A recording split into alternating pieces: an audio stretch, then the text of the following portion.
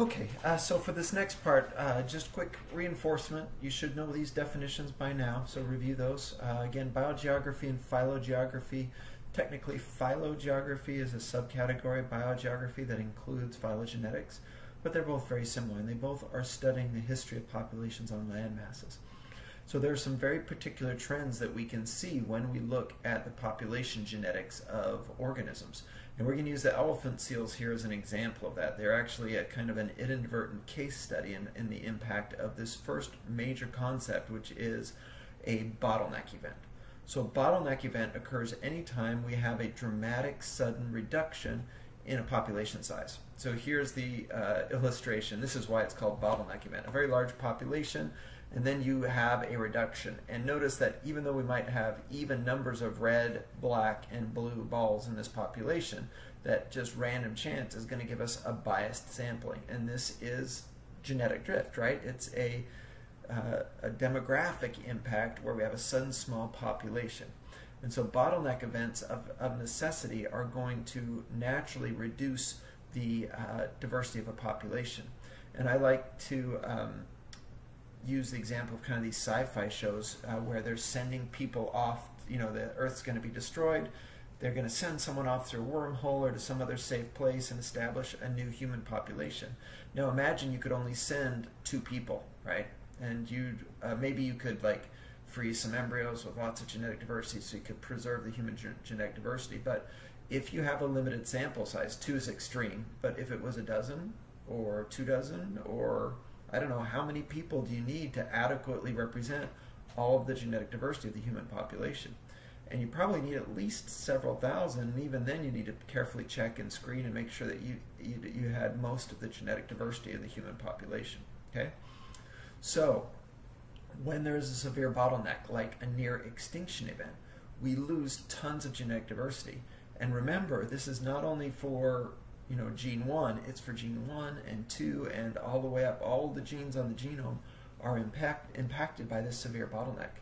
And so the process that reduces genetic diversity can be dramatically fast, right? It might be a massive, I was going to say plague. Hopefully that's not too close to home right now. Don't worry, human race is, even though this is kind of bad right now, we're not in any risk of being dramatically reduced in our population size. But sometimes that happens in real life, where a plague will come through and wipe out 90% of the population, and then the remaining 10% will establish and found a new population.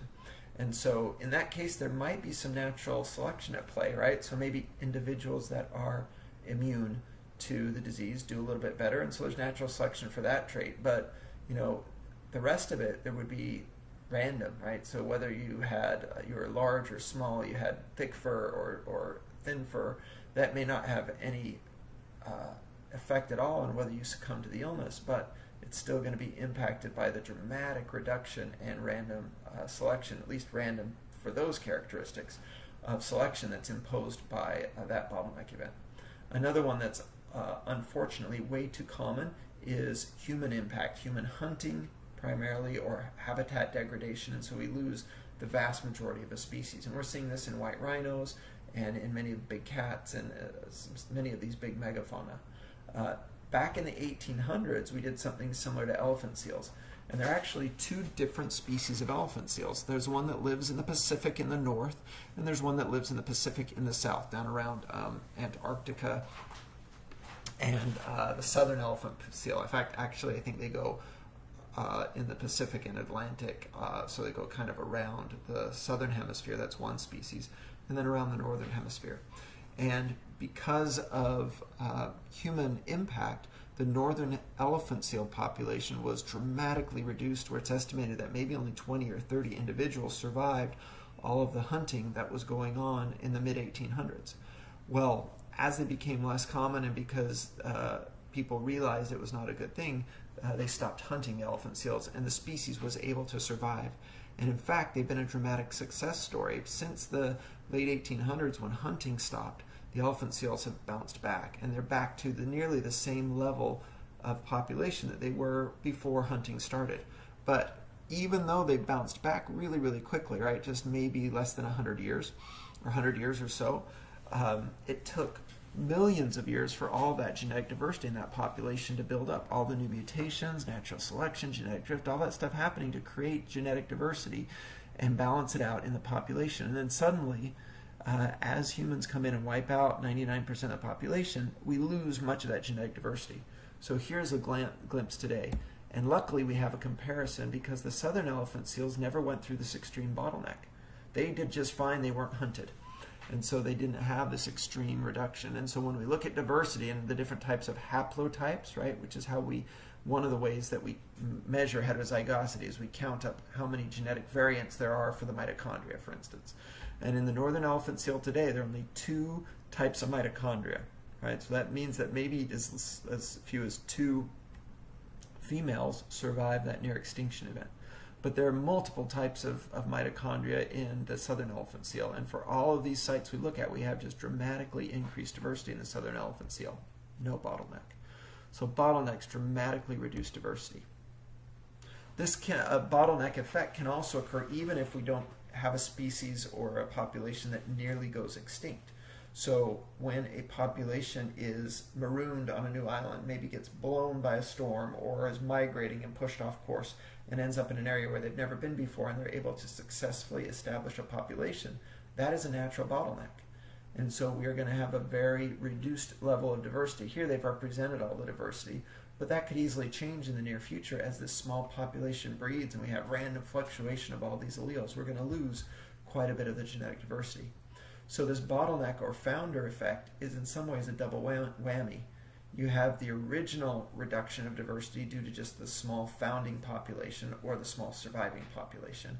And then, unless the population bounces back really, really quickly, you're going to have increased, continued loss of diversity because of the small population size and the random fixation of alleles that occurs in those small population size. Okay?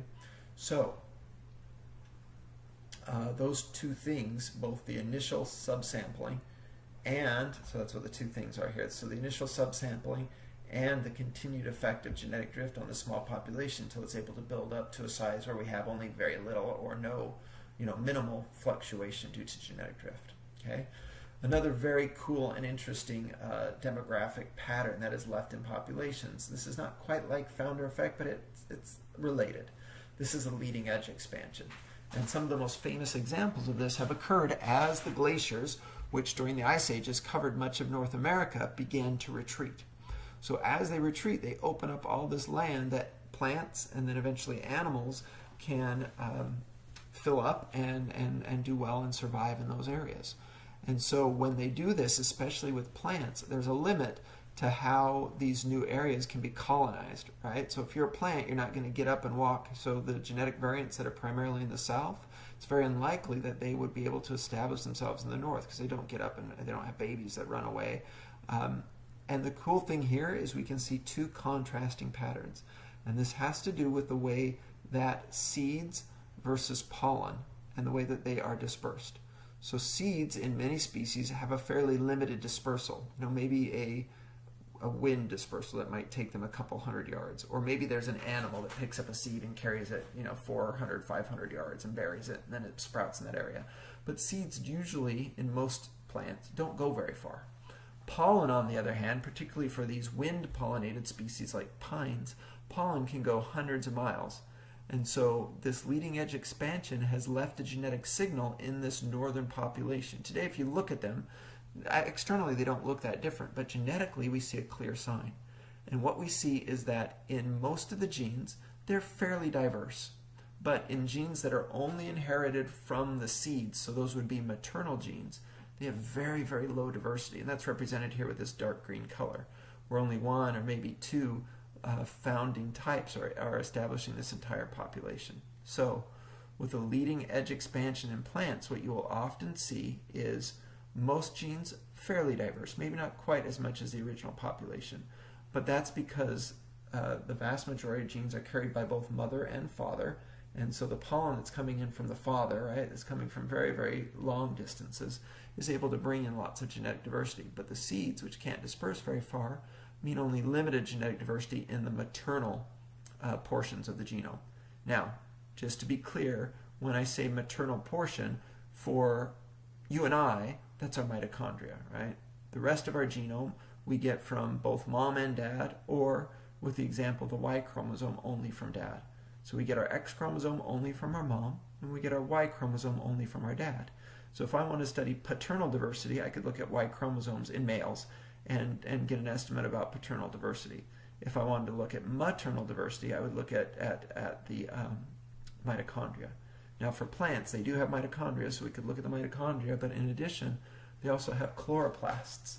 And chloroplasts are also inherited maternally. So we can see this lack of diversity in leading edge expansion in both the chloroplast genome and in the mitochondrial genome. And so here's an actual measurement where 100% of all the maternal haplotypes are from this one fairly common haplotype that's found in the northern areas of their range before the glaciers retreated. So we can see that signal very, very clearly, and it's locked there in their genes. You can also see signals for recent bottlenecks that we didn't even know about. So one last example, we'll go back here to bottleneck image. Cheetahs, which in historical times have done fairly well, they're beginning to be impacted a little bit by habitat loss and human actions. But historically, they had a fairly stable population. But when we look across the cheetah population, we actually find very, very low genetic diversity. And we can actually calculate back. We'll look at a little bit about how that's done in our next unit. But we can actually look at the size of the population today, estimate what the genetic diversity is, and then estimate how long it would have taken for that genetic diversity to build up from a very small bottleneck. And so when we do that with cheetahs, we find very, very low genetic diversity for cheetahs as a species. And it's estimated that somewhere around 10,000 years ago, probably pre-human, so it might have been a disease, might have been a dramatic change in the environment they were living. They did survive it, but it was a near extinction event. And so it was something akin to what happened in the elephant seals, but much more anciently. And even though 10,000 years has gone by, that low diversity signal is still present in the cheetah population. And eventually it will go away as new mutations bring in diversity and the natural selection genetic drift work on those. But in the short term, that signal of loss of genetic diversity during the bottleneck is maintained in the population genetics of that species. All right, so the last thing that we want to do, and this one I'm not going to make you memorize, it's more of a gradation anyway, so this is really a bad rule, but you might see something like this. I'm not going to make you memorize it. I won't ask you a question about it on the exam.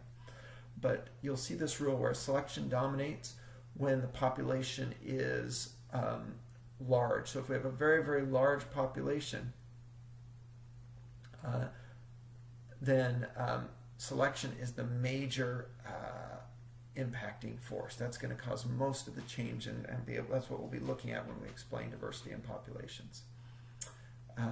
But when populations are very, very small, so when selection is greater than whatever this number is, if it's a small population, it's going to be a rather small number. When selection is greater than that, then genetic drift will play a major, major role. So again, in fact, ignore that number. Let me just give you the ballpark rule. When populations are small, genetic drift dominates. It has a major, major impact. But as populations grow, the effect of genetic drift becomes lower and lower and lower. And once we reach a population of 10 to 100,000, we have very, very little impact in genetic drift. So in other words, in the human population, unless there's some subcategory that's only choosing mates within that small population, we're not going to have much genetic drift because we have, what, nearly 8 billion members of our population. And so there's very little chance of losing some diversity just because of random sampling error due to reproduction.